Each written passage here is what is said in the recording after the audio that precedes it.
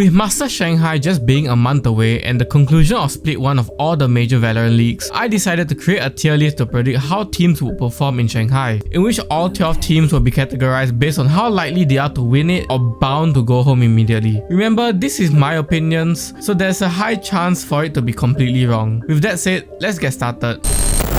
Let's start with T1, with them winning against Gen.G and Team Secret due to a red hot Saya player and an ever consistent Rossi bailing them out of multiple situations. They've managed to secure a slot for Shanghai. I personally don't have much hope in them to not get bounced in the group stages, as I'm not a fan of a team being reliant on two high caliber players having to perform at their best in order to win against other high level teams. Not only that, FPX clearly exposed them in the upper bracket finals of Pacific, with T1 only winning 8 rounds over the course of 2 maps, showing what happens when Saya player and even Carpe to a certain extent unfragging off their minds. D tier. EDG is a weird team, with them coming out of a region known to be weaker than the rest of the other regions, yet they have proved themselves as a decent team against international talent, being able to defeat clearly worse teams than them. However, they aren't able to close things out against elite level teams, with Kang changing his playstyles by picking up the operator less. It might come back to bite them as it has not been experimented during international play, so I'm curious to see how they will fare against international competition.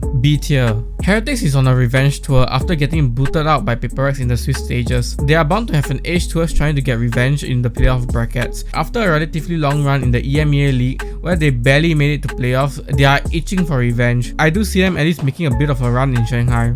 A tier. G2 has been one of the more dominant teams in America, with them normally curb stomping their opponents, even preventing most of them from getting more than 10 rounds, and only being bested by Leviatán, Loud and 100 Thieves. They are definitely one of the better teams heading to Shanghai, and I'm curious to see how they play internationally, since their last international experience was in Masters Reykjavik as the guard.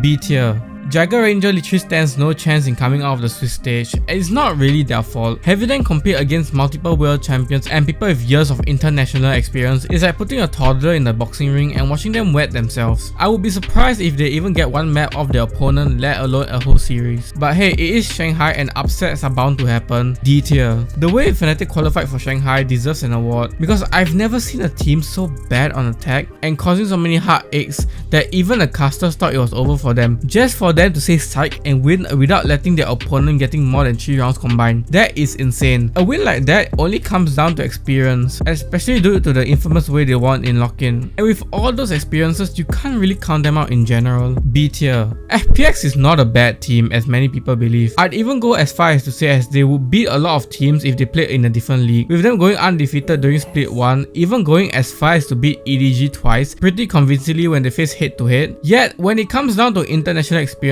while the 2 games in Madrid were competitive to a certain extent, you can't expect them to go far given the change in tempo they have to face after going against such weaker teams in China. C tier. 100 Thieves is an interesting team, with most of their shortcomings this season coming from them being very inconsistent. But over the past 2 to 3 weeks, they've been able to stabilize themselves into an actual title contender, mainly due to the leadership of Boostio. With the addition of unlocking Cryo's potential on Jet, just like he did on Exet on Chamber, and Asuna being a godsend on Raze, it feels like the second coming of something and Jing all over again, and I look forward to them facing international competition. A tier. With Gen.G's recent performance during Split 1, it's clear that they aren't in form anymore, especially being defeated by T1 in the upper semis and by FPX, who had just incorporated Jing a week prior. Nevertheless, this team does have the firepower and recently the experience to make a decent amount of noise in Shanghai. If Kara and Lakia are able to step up their level of play like the way they did during Masters Madrid, they are for sure going to at least make it to playoffs, but I do see them coming short of being a true title contender.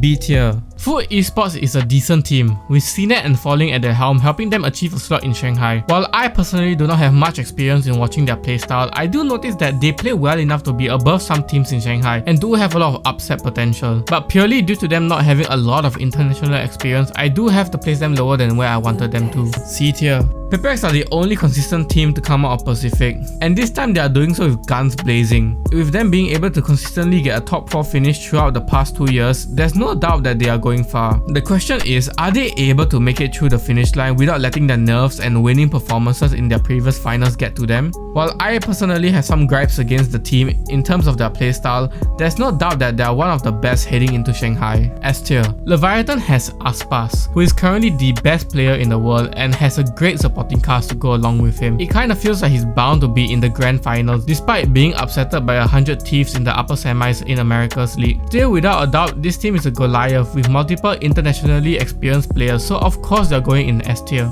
And that's my tier list going into Shanghai. If you have any thoughts or opinions about it, do let me know in the comments below, as I do think I've ranked them fairly well overall.